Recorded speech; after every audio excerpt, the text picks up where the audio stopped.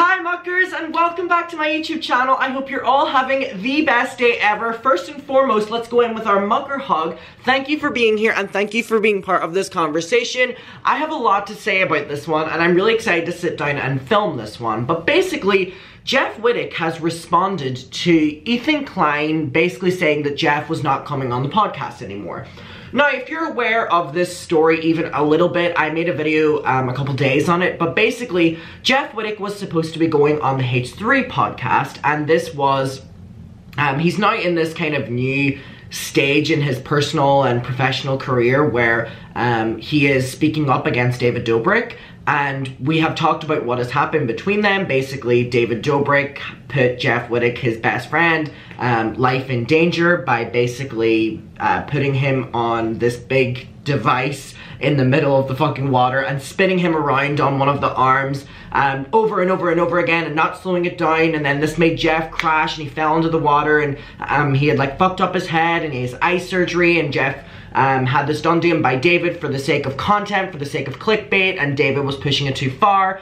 But for so long when that had happened, Jeff was standing up for David and protecting him, and this was apparent when he went on Frenemies. We had already talked about that as well. And there has been a shift, and I've been seeing a lot of people be like, Adam, like, I really don't understand the shift. Basically, the shift is that Casey Neistat is doing a movie about influencers, and it very heavily focuses on David Dobrik. Now, David Dobrik was interviewed for this by Casey Neistat and obviously asked about Jeff Wittek. Now, the only person that we've been told, and my only source for this, is Jeff Wittek, who has said that he has seen this clip, that Casey Neistat had FaceTimed Jeff and was showing him it, which I want to touch on just before I move on.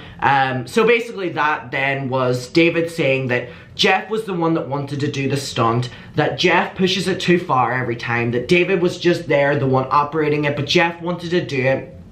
And Jeff would have done more, and basically just victim blaming Jeff, who now at this stage has, you know, permanent damages done to his body and mind, and he just wanted his hospital bills covered by David, and David didn't even fulfill that allegedly, and he didn't sue him. And I was seeing a lot of people say that Jeff still can sue him.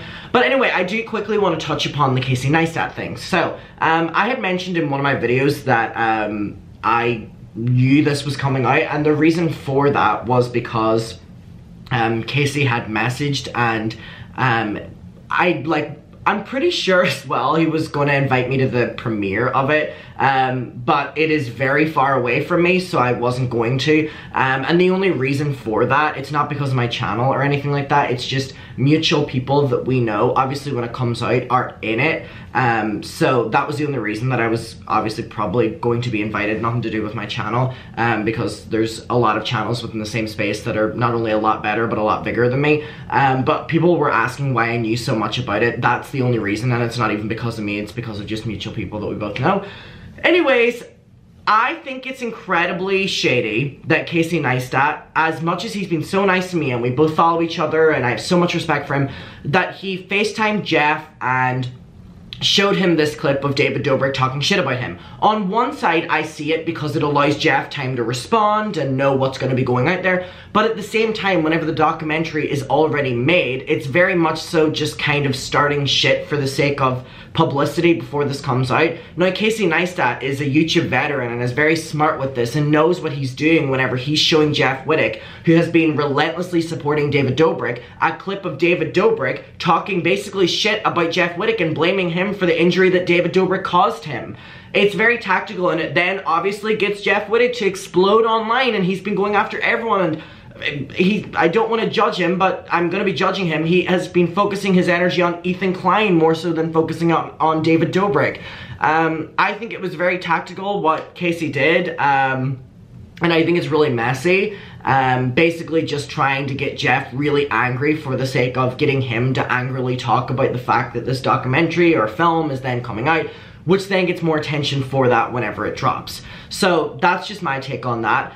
Now, Jeff is speaking up against Ethan because Ethan said that he filed a police report against Jeff's friend Cody, who showed up at Ethan's house not once but twice, got through their like security system, their security section, they're in a gated community, got through that, and on one of the times was just outside their house. The second time, this guy Cody, who's Jeff's best friend, was filming outside of Ethan's house, was filming Ethan's number plate on his car, filming inside his house windows, and basically just all around putting his family's life in danger. And you shouldn't even, it shouldn't even be that he was just filming that puts their life in danger. This is someone who has put Instagram stories out saying Ethan needs to watch himself and he doesn't know who he's fucking with and stuff like that. Ethan has a family and this is not something to fuck around with whenever they're not only putting Ethan at danger but Ela and the babies. And I don't stand for it, nor should anyone, and it's not funny, it's not comical in any way, and it's also not something that should be taken lightly. Which is why Ethan made a police report, and Ethan sat down on H3 and said how disgusted he was, how invasive it was, and that he has now filed a police report, and that was going to be one of the main reasons that Jeff was not coming on. He doesn't blame Jeff for his friend Cody, you know, coming and sneaking, trying to get into their house and stuff. However, he just feels uncomfortable with it, and Jeff will not be coming on the podcast. Jeff and I sat down and said that that's not the truth. He openly admitted that he didn't deny that Cody did go to Ethan's house, and Ethan says he has security footage. But Jeff is saying that, no, I wasn't gonna come anyway. You're saying that it's because of the police report. I wasn't gonna come anyway, baby. So there's a little bit of ego bruising going on from Jeff, and he's trying to be the one-up that he was the one that cancelled. So it really is just that he can't accept defeat, and that is what has clearly happened here. One thing Jeff does say that I think is incredibly weird is they are basically like calling Ethan, like, is it ableist is the word I'm thinking of? They're like, I can't believe he would make fun of someone who's mentally disabled.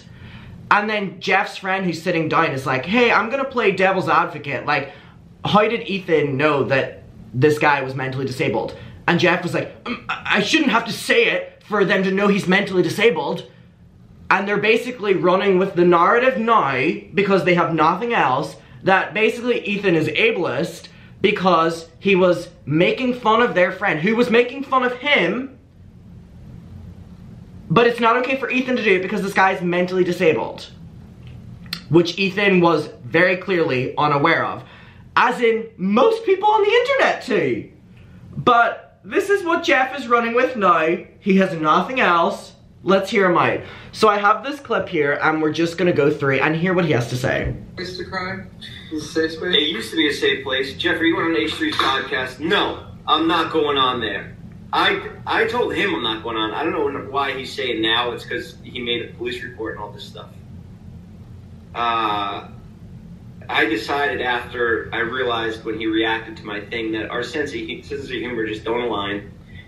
Oh my god, what a more interesting conversation whenever people aren't fucking carbon copies or copying the other person's personality. Of course, Jeff wouldn't know that because he was in the David Dobrik factory for so long, where he literally molded his entire personality to be like David's.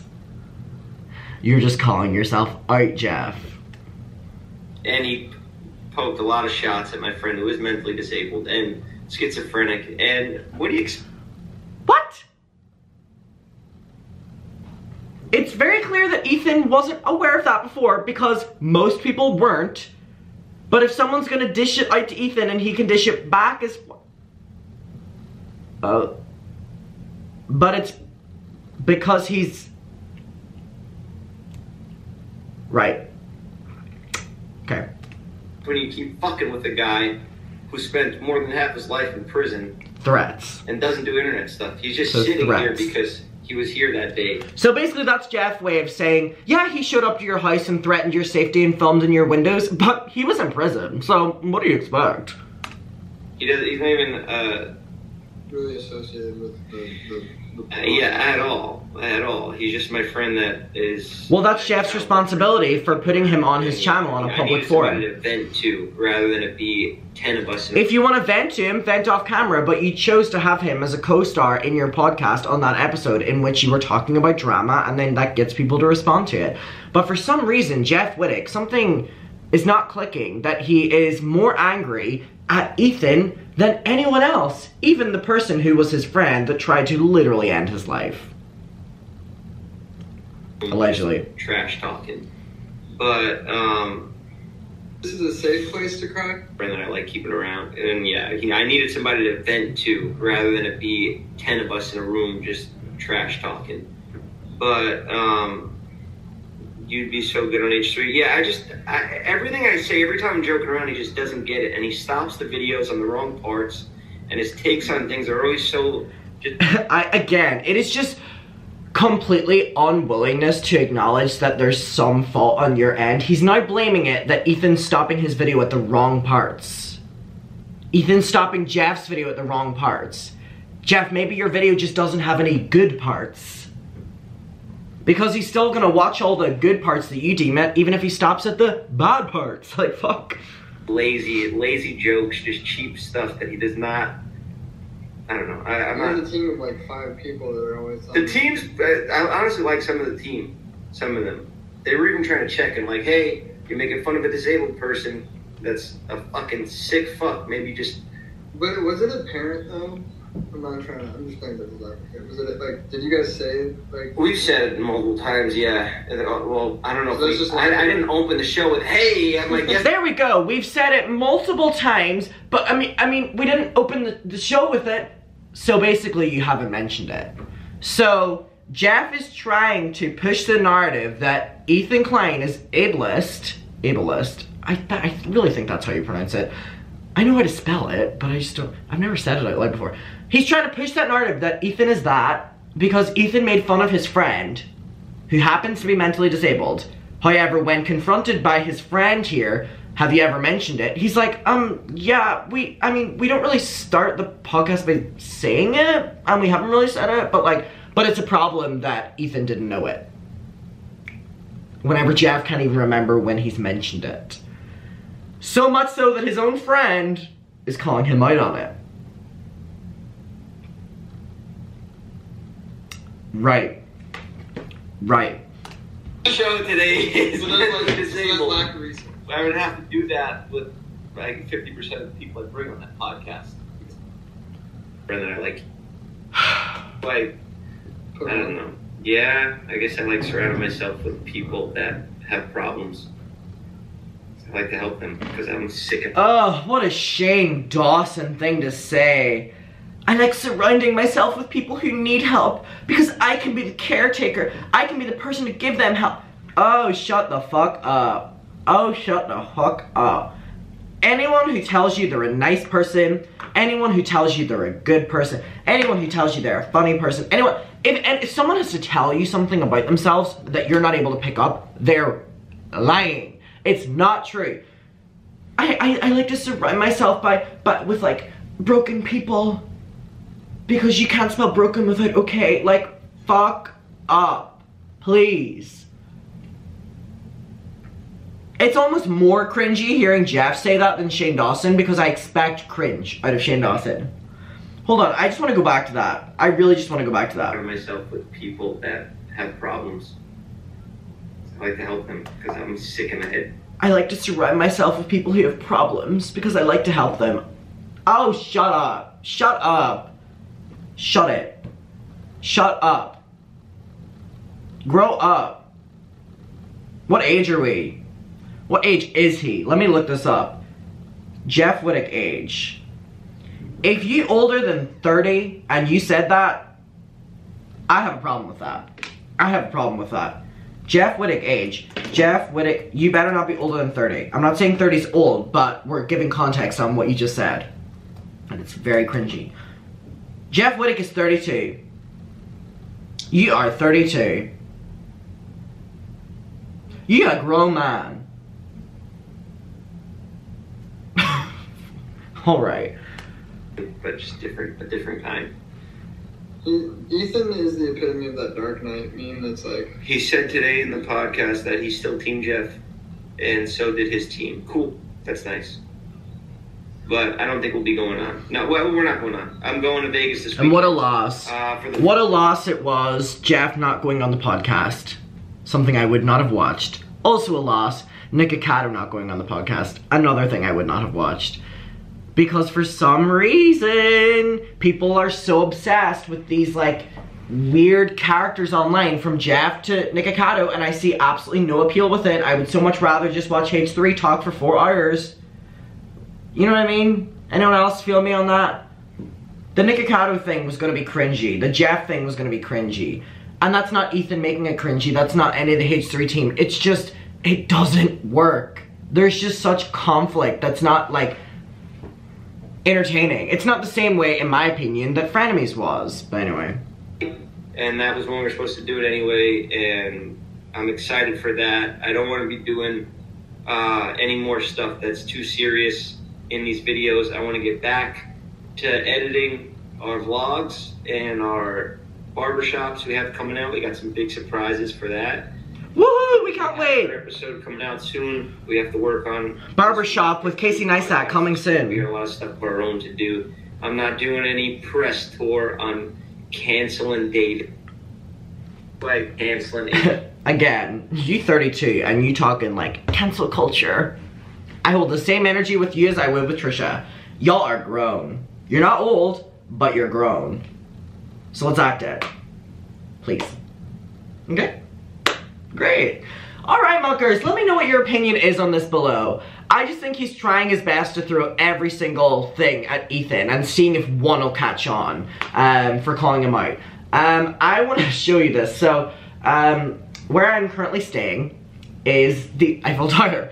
And this entire video, I've been so distracted because there's people just like running like constantly, like right down there. And it's so calm. Do you see them? There they go. Hold on, there's more coming. There they go. Wait. Let's wait for them. Hold on. Come on, babies. Come on, babies. Come on. You can do it. Come on. Don't be shy. There they go. Wait. Alright.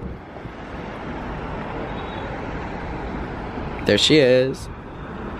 Anyways, I just thought that was funny. I would be like watching Jeff, and I would just see like 14 people going past each time. Alright, anyway, thank you so much for watching this video, and I will see you in my next one. I love you so much. Bye bye.